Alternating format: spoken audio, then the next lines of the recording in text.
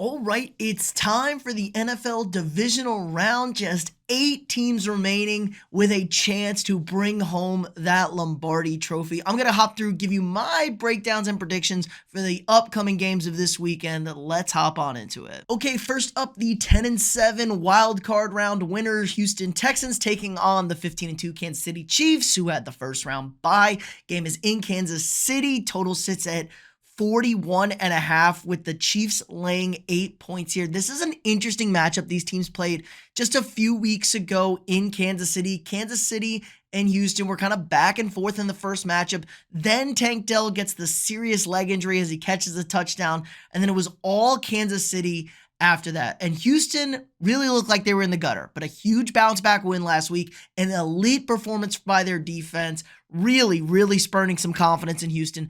But Kansas City coming off a bye, first round, Andy Reid, Patrick Mahomes. This is a deadly combination. Now, there is some weaknesses that Houston can exploit with Kansas City, particularly their protection. The offensive tackles have not been great this year, and Houston's pass rush was terrorizing the Chargers' backfield and Justin Herbert. So if they're able to get after Mahomes, there's not much of a run game to speak of with Kansas City, even with Isaiah Pacheco back. There's just really no consistency there. Now, the wide receiver room has developed a little bit more. It's looking better with Hollywood Brown back in the mix. So I think Kansas City will be able to throw the ball. Houston secondary played excellent last weekend, but that's not really what they're known for necessarily. Really, they have an elite corner and then some guys back there that have been getting beat this year. Really, this comes down to the Texans offense. Are the Texans going to be able to establish a running game with Joe Mixon, find Nico Collins, find other guys in the mix, and can CJ Stroud not make bad mistakes? CJ Stroud woke some up last week after that near intentional grounding in the end zone, and he was fantastic the rest of the way home. But with that being said, Andy Reid, Mahomes have never not made the AFC Championship game. They're at home. They're coming off a bye. I don't think rust is going to be an issue for them.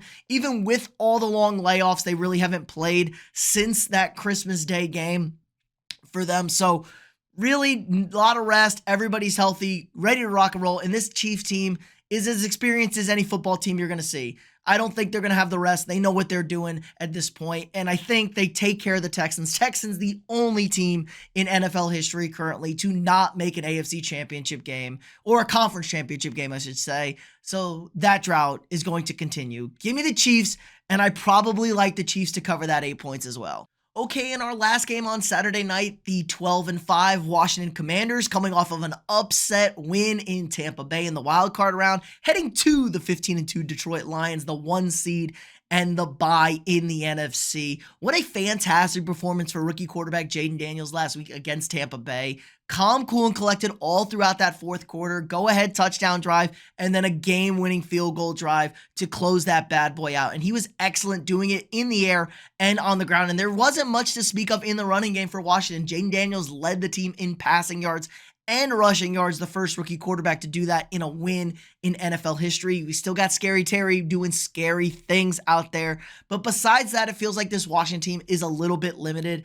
And their defense played excellent, I would say, what we could expect against a very good Tampa Bay offense. But this is a completely different Detroit Lions team, a monster, if you will. Now, the line is 9.5, and that feels a little disrespectful, but what is Washington going to look like? What's their bounce back after winning their first playoff game since 2006, ending the longest active winless drought streak in the NFC? Kind of like what the Lions did last year. Are they going to be able to carry that momentum on the road?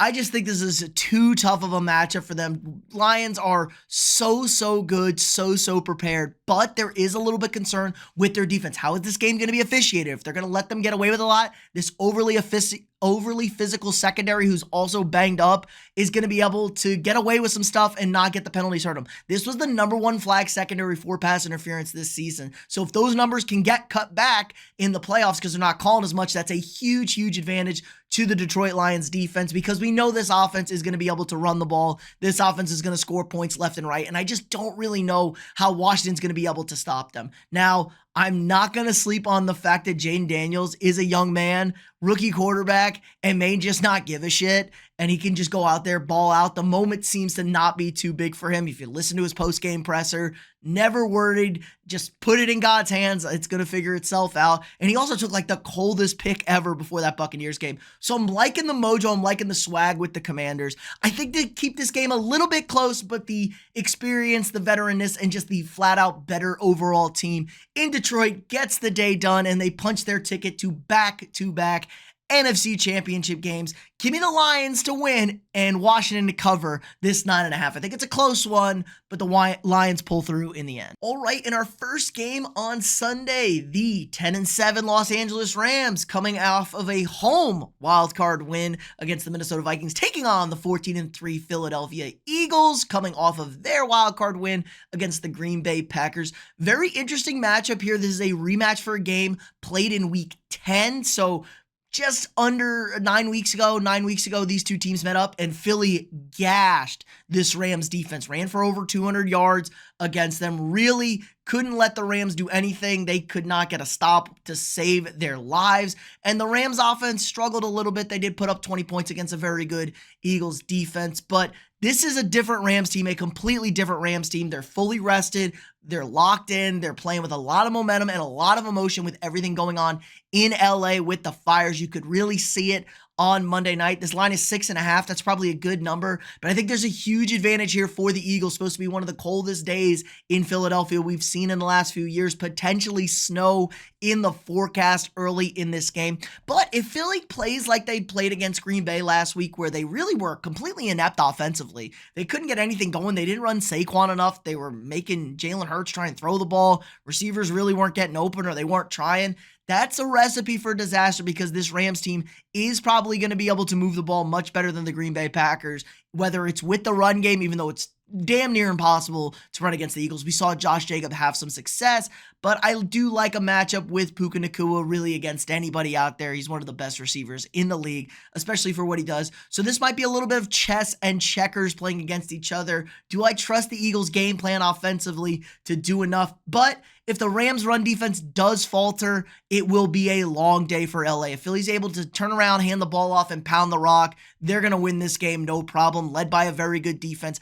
I think this game is actually going to be really close. The weather is starting to concern me in favor of the Eagles, but this defensive line for the Rams has been lights out. They've been getting after quarterbacks. If they can shut down Barkley enough, get after Jalen Hurts, they're in good shape, but mobile quarterbacks have burned them in the past, so I'm going to go with the Eagles here to stay put at home, take care of business, probably win this game by a field goal, have Eagles fans losing their mind for most of it, but give me the Eagles to hold serve here at home and to head to the NFC Championship game to take on the Detroit Lions. All right, and finally, to wrap it up on Sunday night, the 12-5 Baltimore Ravens coming off of a win against AFC North foe Pittsburgh Steelers, taking on the 13-4 Buffalo Bills, who dispatched of the Denver Broncos in the wildcard round. This is a rematch from a Week 4 game between these two teams, played in Baltimore. Baltimore routed Buffalo 36-10.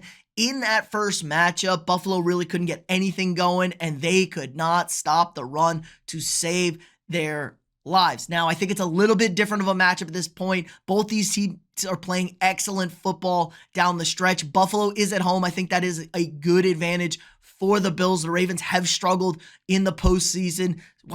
Weirdly, they've struggled a little bit more at home, but they still really haven't been that great on the road. But they really haven't played that many road games under Lamar Jackson. I think this is just two elite level teams, two elite level quarterbacks here. And the question is, who's going to be able to be more effective on offense? Baltimore's going to be relying on their run game with Derrick Henry and Lamar Jackson getting into the mix. Now, the passing game's probably going to be really limited. We're not going to see Zay Flowers, it looks like, at the time of recording. So very limited on the receiver side of the ball. It's going to be Rashad Bateman out there leading the way for them. Mark Andrews, obviously. So it's going to be, can Buffalo's defense get a stop? And can the Bills, which mauled an elite run defense in the Denver Broncos, get some success with James Cook? We saw him have a monster day, and then just let Josh Allen cook. The Ravens secondary has been a lot better than they were earlier in the season, but still no elite wide receivers for Buffalo, but they got like 4 or 5 guys that are just running around out there that are super reliable, super consistent, and maybe Amari Cooper finally has a big pop-off moment. We know what his talent level is.